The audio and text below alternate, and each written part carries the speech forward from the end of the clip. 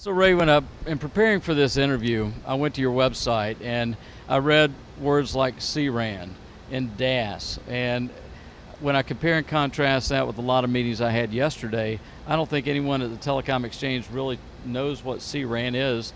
Can you maybe take us into what your CRAN offering is and how it fits into these neighborhood colos and that product? Sure. So to be clear, we're not a CRAN provider, right? We're an underlying enabler, and when you look at this evolution towards CRAN, which today means centralized RAN, where you're taking base station assets that would normally be on rooftops, or for in-building systems in building supporting that site.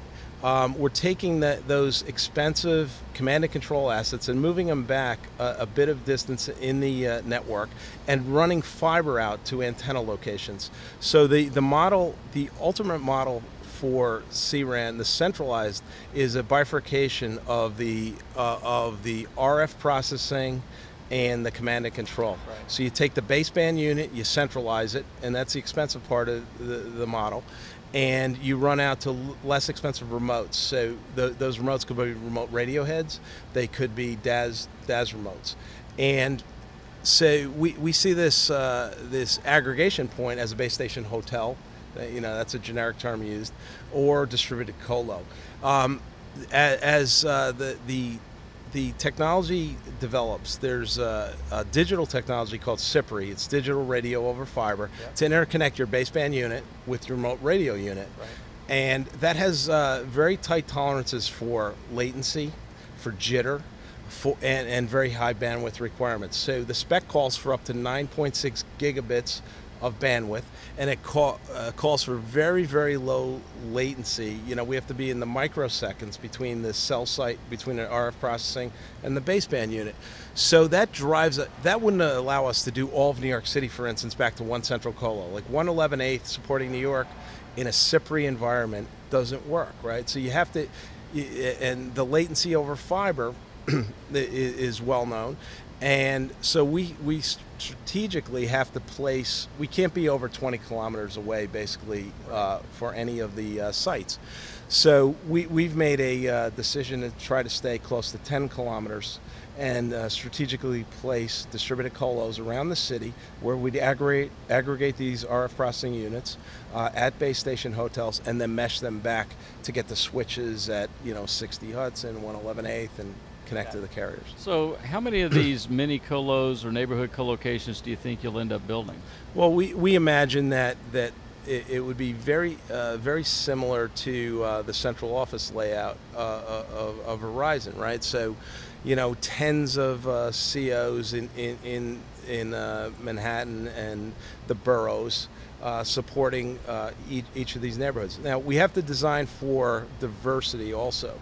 The current carrier network is single-homed typically, but ultimately, as this morphs from centralized to cloud RAN, where there's intelligent switching in the network, and there's resiliency requirements and resiliency built in, we'll want multiple paths. So it's the short path is we want to keep under 20 kilometers, and the long path has to also be under 20. So we settled on about 10 line of sight. So will these there'll be neutral host, Yeah. so you'll be able to have multiple carriers in these mini colos? Yeah, so we envision, we're a neutral provider of underlying fiber asset and colo facilities, so absolutely, completely neutral.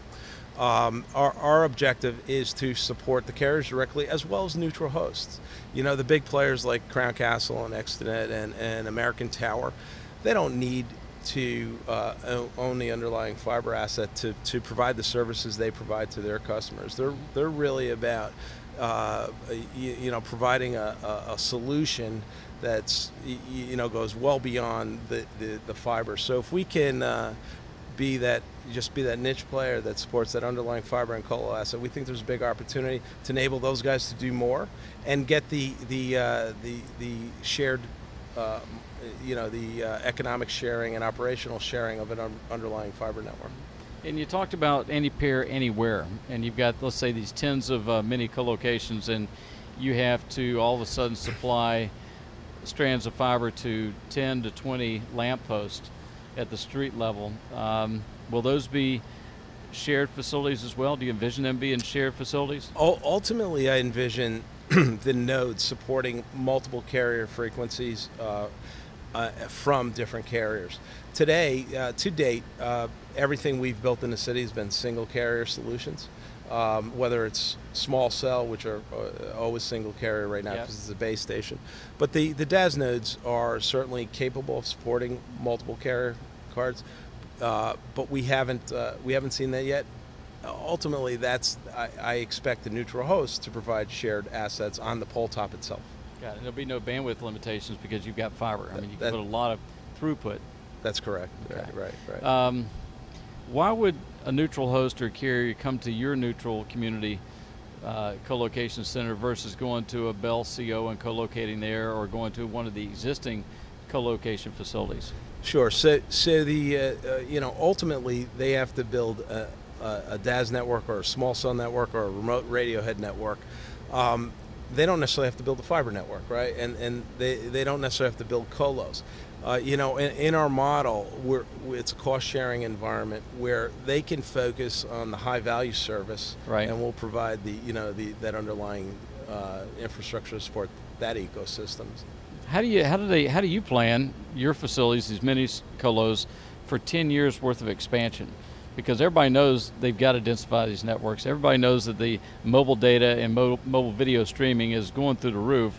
If someone's going to invest in putting equipment in your colo, they want to know they've got expansion room. So how do you address that need? Sure. So when you look at the colo specifically, that's a space that's it's a secured environment with power, with cooling, with backhaul, and it's easily replicable for us, right? Mm-hmm. So we can build multiple colos adjacent to each other. Of course, we're thinking about expansion, but we're not going to overexpand from right, the start, right?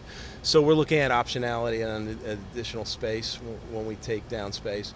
We're also focused on the hard part, and that's the fiber in the street, and the access to those poles.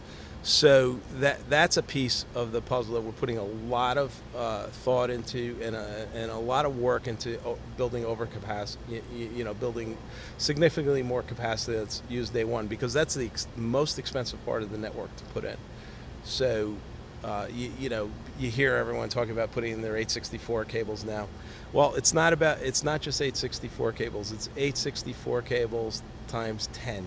Right. And it's access cables that are built for fragmentation all over the place. That combined will give us this anywhere capacity that we think we'll need in the future.